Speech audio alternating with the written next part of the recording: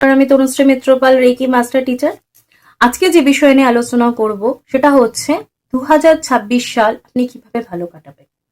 দেখুন, একটা সমগ্র বছর, একটা সাল কিভাবে ভালো কাটাবে তার পরিকল্পনা কিন্তু অনেক বেশি হওয়া দরকার, তার টিপস কিন্তু অনেক বেশি স্ট্রং হওয়া দরকার, এবং আপনি যে মানসিকতা নিয়ে সেটা করতে চলেছেন সেই মানসিকতার মধ্যেও কিন্তু অনেক স্ট্রেংথ, অনেক পজিটিভিটি, অনেক স্ট্রেংথ বা স্ট্রং দরকার। তার কারণ আপনি যদি স্ট্রেংথ না নিয়ে, আপনি যদি সেভাবে স্ট্রং না বিলিভ করে কোনো কিছু করেন, তাহলে কিন্তু আপনি সারাটা বছর ধরে সেটা কন্টিনিউ করতে পারবেন না।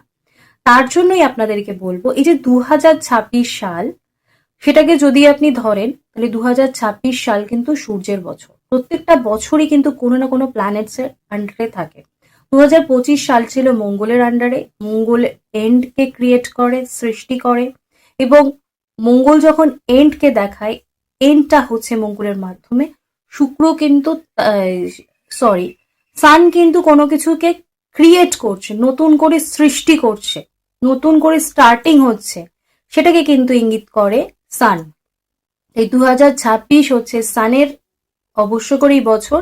তাই এই বছরটা আপনি কিভাবে ভালো থাকবেন, কিভাবে সুন্দরভাবে কাটাবেন, তার জন্য কিন্তু আজকে আমি অনেকগুলো টিপস নিয়ে চলে এসেছি। যেই টিপসগুলো যদি আপনি অ্যাপ্লাই করেন, খুব সহজ সাধারণ টিপস, তাহলে কিন্তু আপনি সারাটা বছরকে সুন্দর করে গুছিয়ে নিজের মতন করে কাটাতে পারবেন। নম্বর যেটা বলবো সেটা হচ্ছে, সকালবেলা আপনি ঘুম থেকে উঠছেন, উঠে স্নান করে পরিষ্কার পরিচ্ছন্ন হয়ে পরিষ্কার জামা কাপড় পরে আপনি সূর্যকে জল দেবেন। সূর্যকে যখন জল দেবেন তখন অবশ্য করে পূর্ব দিকে মুখ করে যখন জল দিচ্ছেন তখন সূর্য মন্ত্রটি জপ করুন। এক্ষেত্রে বলে রাখবো, সূর্য মন্ত্র বা সূর্যকে জল দেওয়ার পর যখন আপনি বাড়িতে ফিরে আসছেন, তখন সকালবেলার দিকে আমার যে সূর্য মন্ত্রটা রয়েছে সেই মন্ত্রটা আপনি সকালবেলা শুনুন।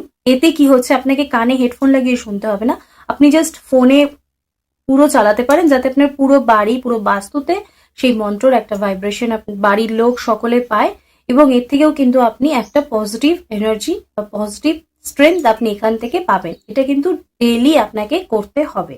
2 নম্বর বলবো, স্নান করে উঠে আপনি যখন পুজো করছেন তখন আপনি লাল চন্দন অল্প করে একটু বেটে নেবেন।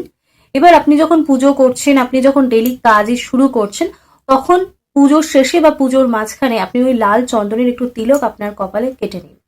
এতে কিন্তু আপনার কাজের যে বাধা সেটাও যেমন কেটে যাবে, এবং আপনি নতুন করে কোনো কিছু শুরু করতে চাইছেন সেই স্ট্রেংথটাও কিন্তু আপনি সেখান থেকে পাবেন। তাই ওই লাল চন্দনের তিলক কিন্তু আপনার জীবনে একটা নতুন কোনো কিছু শুরু এবং স্ট্রেংথ কিন্তু আপনাকে দিতে পারে।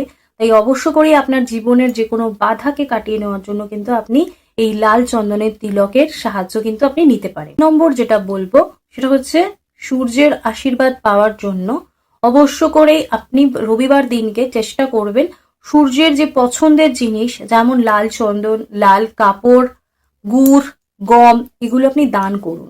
এগুলো যদি আপনি অল্প করে করে রোববার দিন করে দান করেন, আপনি দেখবেন আপনি সূর্যের আশীর্বাদ পাচ্ছেন, এবং আপনার জীবনে যে কোনো কিছু করার যে আপনার এনার্জি, এবং সেটাকে আপনি কন্টিনিউ রাখতে পারবেন এই আশীর্বাদ এর মাধ্যমে। তাই অবশ্য করেই যদি প্রত্যেক রোববার বছরে না পারেন, অন্তত 11টা রোববার আপনি মনে করে পরপর এটা করুন।